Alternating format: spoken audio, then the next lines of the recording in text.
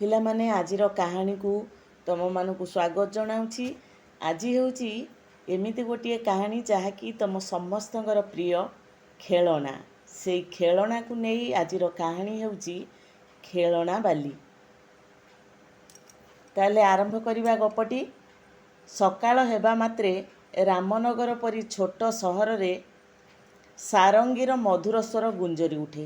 ସାରଙ୍ଗୀ ହେଉଛି ଗୋଟେ ବେଙ୍ଗ ବାଜା ଭଳିଆ ଗୋଟିଏ ବାଜା, ଯେଉଁ କର୍ର କର୍ର ହେଇକି ବୁଲେ। ତୁମେ ଦେଖିଥିବ ସବୁ ଖେଳନା ବାଲିମାନେ ଆଣନ୍ତି।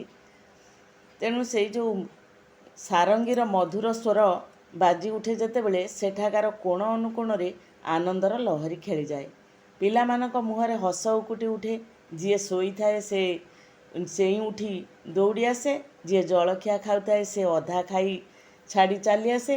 ଯିଏ ଯେଉଁ ଅବସ୍ଥାରେ ଥାଏ ସେହିପରି ଧାଇଁ ଆସେ ଖେଳଣା ବାଲିଆଲକୁ। ଯେତେବେଳେ ପିଲାମାନେ ସଡ଼କ କଡ଼ରେ ଥିବା ଝଙ୍କାଳିଆ ଆମ୍ବ ଗଛ ତଳେ ଏକାଠି ହୁଅନ୍ତି, ସେତିକିବେଳେ ତାଙ୍କ ଆଗରେ ଖେଳଣା ବାଲି ଆସି ପହଞ୍ଚିଯାଏ। ତା'ର ମୁଣ୍ଡ ଉପରେ ଖେଳଣା ଭରା ଟୋକେଇ, ଆଉ ହାତରେ ଥାଏ ସେ ଯେଉଁ ବେଙ୍ଗ ବାଜା। ସେ ଉପରୁ ତଳ ଯାଏ ଖୁବ୍ ସଜେଇ ହୋଇଥାଏ।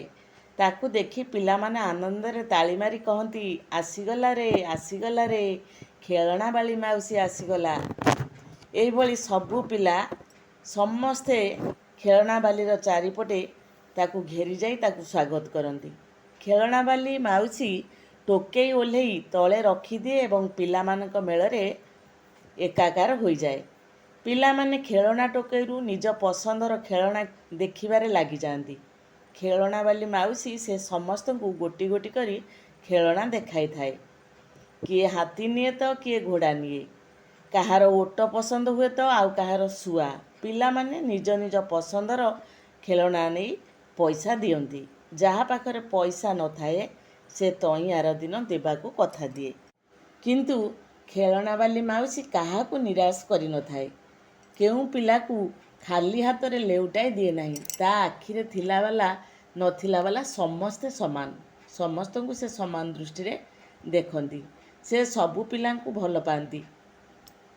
ହେଲେ ଦିନେ ଏକ ଅଦ୍ଭୁତ ଘଟଣା ଘଟିଲା।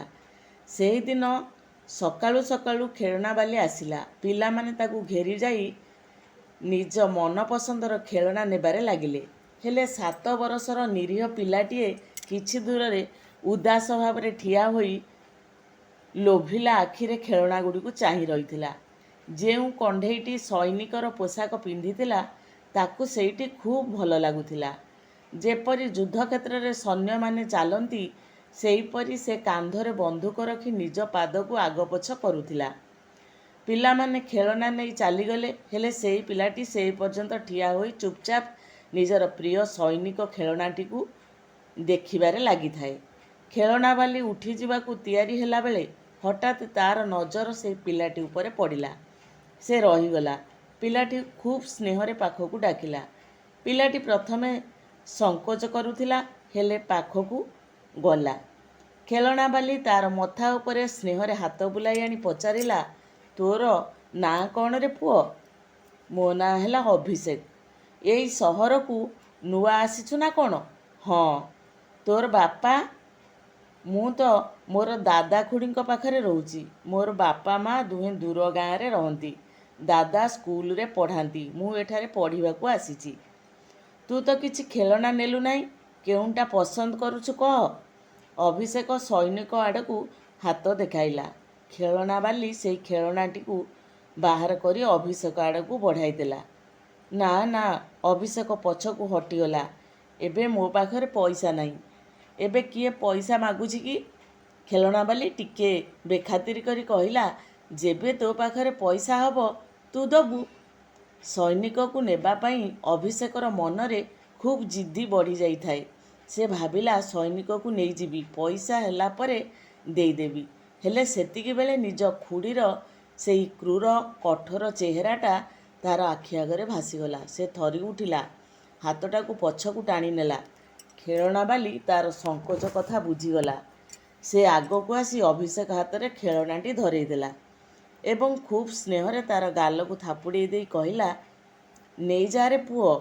ତୁ କ'ଣ ତୋର ଖୁଡ଼ୀ? ମୁଁ କ'ଣ ତୋର ଖୁଡ଼ୀ ନୁହେଁ? ଅଭିଷେକର ମନ ଖୁସିରେ ଭରିଗଲା। ସେ ଖେଳଣା ନେଇଗଲା। ତାକୁ ଲାଗୁଥିଲା ସତେ ଯେପରି ତା'ର ମା' ଖେଳଣାବାଲି ରୂପରେ ଠିଆ ହୋଇଛି ଆସି ଏଠାରେ। ସେ ଖେଳଣା ନେବାରୁ ଖେଳଣାବାଲି ମାଉସୀ ଖୁବ୍ ଖୁସି ହେଲା। ସେ କହିଲା, କାଲି ମୁଁ ତୋ ପାଇଁ ସୈନିକମାନଙ୍କର କ୍ୟାପ୍ଟେନକୁ ଆଣିବି। ଦେଖିବୁ ତ, ଆଶ୍ଚର୍ଯ୍ୟ ହୋଇ ରହିଯିବୁ। ସେଇଟା ଅବିକଳ କ୍ୟାପ୍ଟେନ ପରି ଲାଗୁଛି। ଅଭିଷେକ ଖେଳଣା ନେଇ ଘର ଆଡ଼କୁ ବାହାରିଲା ବେଳେ ହଠାତ୍ ତା'ର ଆଖି ଆଗରେ ଖୁଡ଼ୀଙ୍କର କଠୋର ଚେହେରା ପୁଣି ଥରେ ଭାସି ଉଠିଲା। ସେ ଗୋଟାପଣେ ଥରିବାରେ ଲାଗିଲା। ସେ ଖେଳଣାଟିକୁ ଫେରାଇ ଦେଇ କହିଲା, ଏବେ ରଖିଦିଅ, ପଇସା ହେଲା ପରେ ନେଇଯିବି। ଖେଳଣାବାଲି ଜୋର ଦେଇ କହିଲା, ଆରେ ପୁଅ, ନେଇଯା। ହେଲେ ଅଭିଷେକ ତା'ର କଥାକୁ ନ ଶୁଣି ଘର ଆଡ଼କୁ ଦୌଡ଼ି ଦୌଡ଼ି ପଳାଇଗଲା। ଖେଳଣାବାଲି ତାକୁ ଡାକି ଡାକି ଥକିଗଲା, ହେଲେ ସେ ଜମା ଅଟକିଲା ନାହିଁ। ଅଭିଷେକ ଘରେ ପହଞ୍ଚିଲା ବେଳେ ତା'ର ଦାଦା ପୁଅ ଭାଇ ଜ୍ଞାନୁ ଆଉ ଭଉଣୀ ଗୀତାକୁ ବାହାରେ ହିଁ ଭେଟିଲା। ଜ୍ଞାନୁ କୁକୁରଟିଏ ଓ ଗୀତା ବିଲେଇଟିଏ କିଣିଥିଲେ। ଦୁହେଁ ନିଜ ନିଜର ଖେଳଣାର ପ୍ରଶଂସା କରି ଚାଲିଥିଲେ। ଅଭିଷେକ ସେମାନଙ୍କ ପାଖରେ ଠିଆ ହୋଇ ସେମାନଙ୍କର ଖେଳଣାକୁ ଦେଖିବାରେ ଲାଗିଲା। ଜ୍ଞାନୁ କହିଲା, ଜାଣିଛୁ ନା ଗୀତା, କୁକୁର ଖୁବ୍ ବିଶ୍ୱାସୀ ପ୍ରାଣୀ। ଘରକୁ ଜଗେ। କେହି ଚୋର ଆସିଲେ ତାକୁ ସେ ମଜା ଚଖେଇ ଦିଏ। ଏଣୁ ମୁଁ ଏ କୁକୁରକୁ ଆଣିଲି। ମୋ ବିଲେଇ ପରି ତୋର କୁକୁର କ'ଣ ସମାନ ହୋଇଯିବ? ଗୀତା ମୁହଁ ଛିଟାଡ଼ି କହିଲା। ବିଲେଇ ଏତେ ବୁଦ୍ଧିଆ ଯେ ତାକୁ ବାଘର ମାଉସୀ ବୋଲି କୁହାଯାଏ। ଶଇତାନ ମୂଷାମାନଙ୍କୁ ଶେଷ କରିଦିଏ। ଜ୍ଞାନୁ ତାକୁ ମୁହଁ ମୋଡ଼ିକି କହିଲା, ତୁ ମୂଷା ଖାଉ ତ, ତେଣୁ ତୋର ବିଲେଇ ପସନ୍ଦ ହୋଇଛି। ଅଭିଷେକ ଆଉ ଚୁପ୍ ହୋଇ ରହିପାରିଲା ନାହିଁ। ସେ ଘୃଣାରେ କହିଲା, ଏ କୁକୁର ବିଲେଇ ସବୁ ବେକାର ଜିନିଷ। ନେବ ତ ସେନାବାହିନୀର ସୈନିକ ନିଅ। କେମିତି କଡ଼ା ଜବାନ ଥିଲା। ଜଣାପଡ଼ୁଥିଲା ସତେ ଯେପରି ସେ ଲଢ଼େଇ କ୍ଷେତ୍ରକୁ ଯାଉଛି। ତା'ର ବନ୍ଧୁକ କେଡ଼େ ବଢ଼ିଆ। ଜ୍ଞାନୁ ଟିକେ ବଢ଼େଇ ଦେଖେଇ କହିଲା, ସେନାବାହିନୀର ସୈନିକ। ଜାଣିଛୁ ନା, ଏ କୁକୁର ବିଲେଇ 10 ପଇସାରେ ମିଳେ। ହେଲେ ସୈନିକ ତ 25 ପଇସାରୁ କମ୍ ହେବ ନାହିଁ। ଅଭିଷେକ ଦୃଢ଼ ସ୍ୱରରେ କହିଲା, ଭାଇ, ଯେତେ ଦାମ ହେଉ ପଛେ ମୁଁ ଯଦି ନେବି ସେଇ ସୈନିକକୁ ହିଁ ନେବି। ଗୀତା ପଚାରିଲା, ତେବେ ନେଲୁ ନାହିଁ କାହିଁକି? ଯେବେ ପଇସା ହେବ ସେବେ ନେବି। କେବେ ପଇସା ହେବ? ଏବେ ତ ରୋଜଗାର କରୁନାହୁଁ। ଅଭିଷେକ କହିଲା, ଖୁଡ଼ୀଙ୍କ ଠାରୁ ମାଗି ନେବି। ସେମାନେ କଥା ହେଉଥିବା ବେଳେ ଖୁଡ଼ୀ ବାହାରକୁ ଚାଲି ଆସିଲେ। ସେ ନିଜ ପିଲାଙ୍କ ହାତରେ ଖେଳଣା ଦେଖି କହିଲେ, ଏଗୁଡ଼ିକୁ ଭାଙ୍ଗି ସାରିବା ପରେ ଯାଇ ନିଶ୍ୱାସ ମାରିବ ନା କ'ଣ? ଯାଅ, ଯତ୍ନରେ ରଖିଦିଅ। ମୁଁ ସବୁଦିନ ଦେଇପାରିବି ନାହିଁ ତମକୁ ପଇସା ଖେଳଣା କିଣିବା ପାଇଁ। ଗୀତା କହିଲା, ବୋଉ, ଅଭିଷେକ କହୁଛି ସେ ସେନାବାହିନୀର ସୈନିକ ନେବ। ଅଭିଷେକ ସାହସ କରି କହିଲା, ହଁ ଖୁଡ଼ୀ, ମୋତେ ସେନାବାହିନୀର ସୈନିକକୁ ଦିଅ ନା, ମୋର ସେଇଟା ଭାରି ପସନ୍ଦ। ତୁ କୋଉ କ୍ଷୀରଖିଆ ପିଲା ହୋଇଛୁ ଯେ ଖେଳଣା ନେବୁ? ଖୁଡ଼ୀ ଧମକେଇଲା ପରି କହିଲେ। ଯା, ଘରେ ବସି ପାଠ ପଢ଼।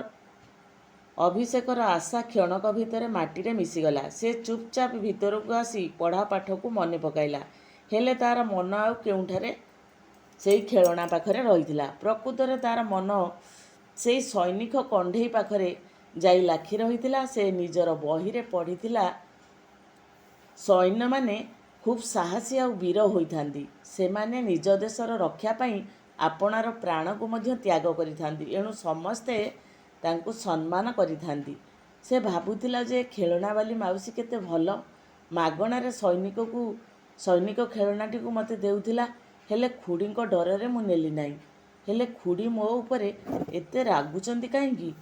ଅବୋଧ ଅଭିଷେକ ଏହାର କୌଣସି କାରଣ ବୁଝିପାରୁନଥିଲା। ରାତିରେ ସେ ଶୋଇଲା ବେଳେ ନିଜ ଆଗରେ ସେନାବାହିନୀର ସୈନିକକୁ ଠିଆ ହୋଇଥିବାର ଦେଖିଲା। ଖେଳଣାବାଲି ମାଉସୀର ମମତାମୟୀ ଚେହେରା ତା ଆଖିରେ ଜୀବନ୍ତ ହୋଇ ଉଠିଲା। ହେଲେ ନିଜ ଖୁଡ଼ୀର ବ୍ୟବହାରକୁ ମନେ ପକାଇ ତାକୁ କାନ୍ଦ ଲାଗିଲା। ଅଭିଷେକ ସକାଳୁ ଉଠିଲା ବେଳକୁ ତା'ର କାନରେ ସେଇ ବେଙ୍ଗବାଜାର ଧ୍ୱନି ଗୁଞ୍ଜରି ଉଠିଲା। ତା'ର ଦେହରେ ସେଇ ଧ୍ୱନି ଖେଳି ଯାଉଥିଲା। ସୈନିକର ସ୍ମୃତି ସତେଜ ହୋଇଗଲା। ସେ ଦେଖିଲା ଯେ ଜ୍ଞାନୁ ଆଉ ଗୀତା ଖୁଡ଼ୀଠାରୁ ପଇସା ନେଇ ବାହାରକୁ ଦୌଡ଼ି ଯାଉଛନ୍ତି। କ୍ଷଣିକ ପାଇଁ ତା'ର ଯେଉଁ ଜିଦ୍ଦି ଉଠିଥିଲା, ପରେ ପୁଣି ସେ ଉଦାସ ହୋଇଗଲା। ହାୟ, ମୋ ପାଖରେ ଗୋଟିଏ ବି ପଇସା ନାହିଁ। ନିଜର ଅସହାୟତା ପାଇଁ ତା'ର ଆଖି ଦୁଇଟା ଛଳ ଛଳ ହୋଇଗଲା। ସାରଙ୍ଗୀର ଧ୍ୱନି ଯେପରି ନ ଶୁଣାଯିବ ସେଥିପାଇଁ ସେ ନିଜର କାନ ଦୁଇଟାରେ ହାତ ରଖିଦେଲା। ସେ ଭାବିଲା, ଏବେ ଜ୍ଞାନୁ ଆଉ ଗୀତା ଖେଳନା ନେଇ ଆସିବେ, ମୋତେ ପୁଣି ଚିଡ଼େଇବେ। କିଛି ସମୟ ପାଇଁ ବାହାରକୁ ଚାଲି ନ ଯିବି କାହିଁକି? ଏଇଆ ଭାବି ସେ ଘରୁ ବାହାରି ସୁନସାନ ବଗିଚା ଆଡ଼କୁ ଚାଲିଗଲା। ଖେଳନାବାଲି ଆଜି ବାରମ୍ବାର ପିଲାମାନଙ୍କ ଭିତରେ ଅଭିଷେକକୁ ଖୋଜୁଥିଲା, ହେଲେ ତାକୁ କେଉଁଠି ବି ପାଉନଥିଲା। ଖେଳନାବାଲି ଭାବିଲା, ତାର ଖୁଡ଼ି ପଇସା ଦେଇନାହିଁ, ତେଣୁ ସେ ଆସିନାହିଁ। ଏ ପିଲାଟା ଖୁବ୍ ସ୍ୱାଭିମାନୀ। ବିଚରା ସୈନିକକୁ ନେବା ପାଇଁ କେତେ ଲୋଭ କରୁଥିଲା। ଘର ଜାଣିଥିଲେ ମୁଁ ନିଜେ ଯାଇ ଏଇ ଖେଳନାଟି ତା ଘରେ ଦେଇ ଆସନ୍ତି। ପିଲାମାନେ ନିଜ ପସନ୍ଦର ଖେଳନା ନେଇ ସାରିଥିଲେ। ଖେଳନାବାଳିର ମନ ଜମା ମାନୁନଥିଲା। ସେ ତାର ଘର ପଚାରି ପଚାରି ସେଇ ଆଡ଼କୁ ଚାଲିଲା। ଅଭିଷେକ ଖୁବ୍ ଗୁମସୁମ୍ ଆଉ ଉଦାସ ଭାବରେ ବଗିଚାରେ ବସିଥିଲା। ଏତିକିବେଳେ ଖେଳନାବାଲିର ନଜର ତା ଉପରେ ପଡ଼ିଲା। ସେ ଖୁସି ହୋଇଗଲା। ଓହୋ, ତେବେ ତୁ ଏଇଠାରେ ଲୁଚିକରି ବସିଛୁ, ଖେଳନା ଦେଖିବାକୁ ମଧ୍ୟ ଆସିଲୁ ନାହିଁ? ଖେଳନାବାଲି ତା ପାଖକୁ ଆସିଲା। ଅଭିଷେକର ଉଦାସପଣ ଖେଳନାବାଲି ମାଉସୀର ସ୍ନେହବୋଳା ହସରେ ହଜିଗଲା। ତାର ସ୍ନେହଭରା ଡାକରେ ମନଟା ଖୁସି ହୋଇଗଲା। ଆଉ କହିଲା, ଖେଳନାବାଲି ମାଉସୀ, ତୁମେ ମୋତେ ଖୋଜି ଖୋଜି ଏ ଯାଏଁ ଚାଲି ଆସିଲ। କ'ଣ ହେଲା ସେଇଠୁ? ତୋ ପସନ୍ଦର ଖେଳନା ତୋତେ ପରା ଦେବାର ଥିଲା। ନା ମାଉସୀ, ଅଭିଷେକ ଗମ୍ଭୀର ହୋଇଗଲା। ମୁଁ ମାଗଣାରେ ଖେଳନା ନେବି ନାହିଁ। ଏବେ ମୁଁ ମାଟିର ସୈନିକ ଖେଳିବି ନାହିଁ। ମୁଁ ପ୍ରକୃତ ସୈନିକ ହେବି। ଖୁବ୍ ନାଁ କରିବି, ରୋଜଗାର କରିବି। ଭଗବାନ ତୋର ଇଚ୍ଛା ନିଶ୍ଚୟ ପୂରଣ କରିବେ। ମାଉସୀ ସ୍ନେହରେ ତାର ମଥା ଉପରେ ହାତ ବୁଲାଇ ଆଣିଲେ ଏବଂ ମାଟିର କ୍ୟାପ୍ଟେନ୍ ତା ହାତରେ ରଖିଦେଲେ। ଅଭିଷେକ ମନ ଦୁଃଖରେ ଖୁବ୍ ଉଚ୍ଚସ୍ୱରରେ କହିଲା, ନା ମାଉସୀ, ମୁଁ ମାଗଣାରେ କିଛି ନେବି ନାହିଁ। ଖେଳନାବାଲିର ଆଖି ଛଳ ଛଳ ହୋଇଗଲା। ତୁ ତ ମୋର ପୁଅ ପରି। ମା କ'ଣ ନିଜ ପୁଅକୁ କିଛି ଦିଏ ନାହିଁ? ଅଭିଷେକ ଆଉ ମନା କରିପାରିଲା ନାହିଁ। ଏତିକିବେଳେ ତାକୁ ଖୋଜି ଖୋଜି ତାର ଖୁଡ଼ି ସେଠାରେ ଆସି ପହଞ୍ଚିଗଲେ। ଅଭିଷେକ ହାତରେ ଖେଳନା ଓ ତା ପାଖରେ ଠିଆ ହୋଇଥିବା ଖେଳନାବାଲିକୁ ଦେଖି ତାଙ୍କର ମୁଣ୍ଡକୁ ରାଗ ଚଢ଼ିଗଲା। ଏହାଠୁ ଠକିବା ପାଇଁ ତୁ ଏଠାରେ ଆସି ପହଞ୍ଚିଗଲୁ? ଯା ଏଠାରୁ ବାହାର। ସେ ଅଭିଷେକଠାରୁ ଖେଳନା ଛଡ଼ାଇ ନେଇ ତଳେ ଫୋପାଡ଼ି ଦେଲେ। ଅଭିଷେକକୁ ଜଣାପଡ଼ୁଥାଏ ସତେ ଯେପରି କିଏ ଜଣେ ତାର ଛାତିରେ ବିଧା ମାରି ଦେଉଛି। ଖେଳନାବାଲି ତ ହାୟ କହି ଅଟକି ଯାଇଥାଏ। ଖେଳନା କ୍ୟାପ୍ଟେନ୍ ଭାଙ୍ଗିବାରୁ ରକ୍ଷା ପାଇଯାଇଥିଲା। ଖେଳନାବାଲି ଲୁହଭରା ଚାହାଣୀରେ ଅଭିଷେକକୁ ଚାହିଁଲା ଓ ବଗିଚା ବାହାରକୁ ଚାଲିଗଲା। ଏହାପରେ କେତେଦିନ ବିତିଗଲା। ଖେଳନାବାଲି ଆଉ ସେଇ ସହରକୁ ଆସିଲା ନାହିଁ। ସେଇ ବେଙ୍ଗବାଜାର ଧ୍ୱନିରେ ଚଳଚଞ୍ଚଳ ହେଉଥିବା ସକାଳ, ପିଲାମାନଙ୍କର ଖେଳକୁଦ ଆଉ କୋଳାହଳରେ ପୂରି ଉଠୁଥିବା ସହର ଯେପରି ସୁନସାନ ଆଉ ଉଦାସ ହୋଇଗଲା। ତା ଛଡ଼ା ଅଭିଷେକ ଦାଦାଙ୍କର ଅନ୍ୟ ସହରକୁ ବଦଳି ହୋଇଗଲା। ନିରୀହ ଖେଳନାବାଲି ମାଉସୀର ସ୍ମୃତିକୁ ମନରେ ସାଇତି ରଖି ରାମନଗର ସହରଠାରୁ ବହୁତ ଦୂରକୁ ଚାଲିଗଲା। ଯିବାବେଳେ ସେ ଖେଳନାବାଲିର ଘର ଠିକଣା ଖୋଜି ତାଠାରୁ ବିଦାୟ ନେବାକୁ ଗଲା, ହେଲେ ତାର ଦୁଆରେ ତାଲା ଝୁଲୁଥିଲା। ଏହି ଘଟଣା ଘଟିବାର ପ୍ରାୟ 15 ବର୍ଷ ବିତିଗଲା। ଦିନେ ଜଣେ ସୈନିକକୁ ରାମନଗର ରାସ୍ତାରେ ଦେଖିବାକୁ ମିଳିଲା। ତାର ଚେହେରା ଖୁବ୍ ପ୍ରଭାବଶାଳୀ ଆଉ ତେଜିଆନ ଥିଲା। ଲୋକେ ତାକୁ ଆଶ୍ଚର୍ଯ୍ୟ ହୋଇ ଦେଖୁଥିଲେ। ସହର ଶେଷରେ ଥିବା ଏକ ଘରର ଦୁଆରେ ରହି ସେ ଶିକୁଳି ଖଡ଼ ଖଡ଼ କଲା। ଉଚ୍ଚ ସ୍ୱରରେ ଡାକ ଛାଡ଼ିଲା, ଖେଳନାବାଲି ମାଉସୀ। କିଛି ସମୟ ପରେ ଜଣେ ବୁଢ଼ୀ ବାଡ଼ି ଠକ ଠକ କରି ବାହାରକୁ ବାହାରିଲେ। ତାଙ୍କର ବାଳ ପୂରା ଧଳା ହୋଇଯାଇଥିଲା, ଅଣ୍ଟା ନଇଁ ପଡ଼ିଥିଲା, ଆଖିକୁ ମଧ୍ୟ କମ୍ ଦିଶୁଥିଲା, ରୋଗ ମଧ୍ୟ ଲାଗି ରହିଥିଲା। ସେ ସୈନିକକୁ ଚିହ୍ନି ପାରିଲେ ନାହିଁ। ସୈନିକଟି ଚଟାପଟ ତାଙ୍କୁ ଚିହ୍ନି ପକାଇଲା। ସେ ଆଗକୁ ଆସି ବୁଢ଼ୀର ପାଦ ଦୁଇଟାକୁ ଛୁଇଁଲା ଏବଂ ଦୁଇ ହାତରେ ତାକୁ କୁଣ୍ଢେଇ ପକାଇଲା। ଖେଳନାବାଲି ମାଉସୀ, ମୁଁ ରାମନଗର ସହରର ଅଭିଷେକ, ଯାହାକୁ ତୁମେ ପିଲାଦିନେ ଖେଳନା ଦେଇଥିଲ। ମନେ ପଡ଼ିଲା? ମାଉସୀ ପ୍ରଥମେ ଭାବି ହେଲା, ପରେ ଦୀର୍ଘ ନିଶ୍ୱାସ ପକାଇ କହିଲା, ମୋ ପୁଅ ଅଭିଷେକ କିରେ? ମାଉସୀ ତାକୁ କୁଣ୍ଢାଇ ପକାଇଲା। ତା ଆଖି ଆଗରେ ବହୁ ବର୍ଷ ତଳର ସବୁ ପୁରୁଣା ଦୃଶ୍ୟ ଗୋଟି ଗୋଟି ହୋଇ ଦିଶିଗଲା। ବୁଢ଼ୀ ବିକଳ ହୋଇ କହିଲା, ମୋ ଅଭିଷେକରେ, ମୋ ପୁଅରେ। ମୋ ଅଭିଷେକର ମଥାରେ ବୋକ ଦେବାରେ ଲାଗିଲା। ଅଭିଷେକ ସେଇ ସବୁକୁ ସମ୍ଭାଳି ନେଇ କହିଲା, ମାଉସୀ, ଏତେ ବର୍ଷ ବିତିଗଲା, ହେଲେ ମୁଁ କେବେ ହେଲେ ତୁମର ସ୍ମୃତିକୁ ଆଉ ସ୍ନେହବୋଳା କଥାକୁ ମନରୁ ହଜାଇ ପାରିଲି ନାହିଁ। ମୁଁ ତୁମକୁ ସେଦିନ କହିଥିଲି ନା, ଜଣେ ସୈନିକ ହେବି ତୁମରି ଆଶୀର୍ବାଦରୁ ମୋର ଇଚ୍ଛା ପୂରଣ ହୋଇଛି। ଆଜି ମୁଁ ସୈନ୍ୟବାହିନୀରେ କ୍ୟାପ୍ଟେନ୍ ହୋଇଛି, ପ୍ରକୃତ ସୈନିକ। ହେଲେ ତୁମର ସେହି ମାଟିର ସୈନିକ ମୋ ଭିତରେ ଦେଶର ସୈନିକ ହେବାର ଆଗ୍ରହ ସୃଷ୍ଟି କରିଥିଲା। ମାଉସୀ ଖୁସିରେ କହିଲା, ଦୀର୍ଘଜୀବୀ ହୁଅ ପୁଅ, ଭଗବାନ ତତେ ଚିରଞ୍ଜୀବୀ କରନ୍ତୁ। ମାଉସୀ, ଆଜି ମୁଁ ତୁମର ବାକି ଶୁଝିବାକୁ ଆସିଛି। ବାକି? ମାଉସୀ ଟିକେ ଘାବରେଇ ଗଲା। ହଁ ମାଉସୀ, ତୁମେ ସେଦିନ ଖେଳଣା ପାଇଁ ମୋ ଠାରୁ ପଇସା ନେଇ ନଥିଲ ନା? ଆରେ ପାଗଳା, ସେଇ ପଇସା ପାଇଁ କ'ଣ? ହଁ, ସେଇ 50 ପଇସାର ଖେଳଣା ଓ ତା ସହିତ ମିଶି ରହିଥିବା ତୁମର ମମତା ହିଁ ମୋର ସଫଳତାର ରହସ୍ୟ। ତୁମର ସ୍ନେହ ମମତାର ମୂଲ୍ୟ କ'ଣ ତୁଳନା କରିହେବ?